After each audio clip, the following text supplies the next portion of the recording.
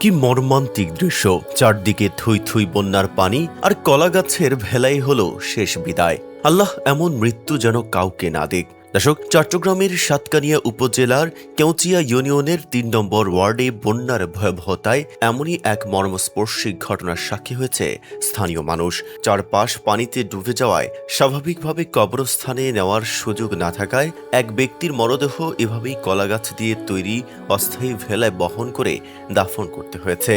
শুক্রবার সকালে কেউচিয়া ইউনিয়নের বাসিন্দা মোহাম্মদ ফোরকান মারা যান। তবে তার মৃত্যুর পর পরিবারকে পড়তে হয় চরম দুর্ভোগে। বাড়ির আশেপাশে সহ পুরো এলাকা বন্যার পানিতে প্লাবিত থাকায় মরদেহ কবরস্থানে নেওয়ার কোনো যানবাহন বা স্বাভাবিক পথ ছিল না। এছাড়া কাছাকাছিও কোনো দাফনের উপযোগী শুকনো জমিও পাওয়া যায়নি। পরে স্বজন ও স্থানীয়দের উদ্যোগে কয়েকটি কলাগাছ একত্রে বেঁধে একটি অস্থায়ী ভেলা তৈরি করা হয়।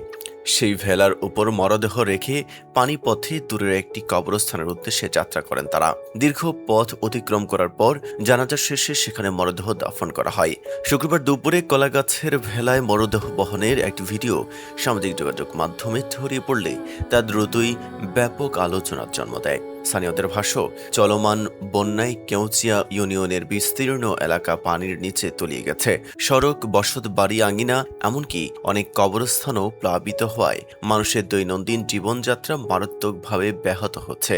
ফোরকানের মরদেহ এভাবে বহনের ঘটনাটি বন্যা কবলিত মানুষদের দুর্ভোগের এক বেদনাদায়ক চিত্র তুলে ধরেছে। কেউচিয়া ইউনিয়ন পরিষদের ভারপ্রাপ্ত চেয়ারম্যান মোহাম্মদ মহসিন ঘটনার সত্যতা নিশ্চিত করে জানান, বন্যার কারণে আশেপাশের কোথাও দাফনের উপযোগী উঁচু বা শুকনো জায়গা না থাকায় স্থানীয়দের কলাগাছের ভেলা তৈরি করে অনেক দূরের একটি কবরস্থানে মরদেহ নিয়ে যেতে হয়েছে।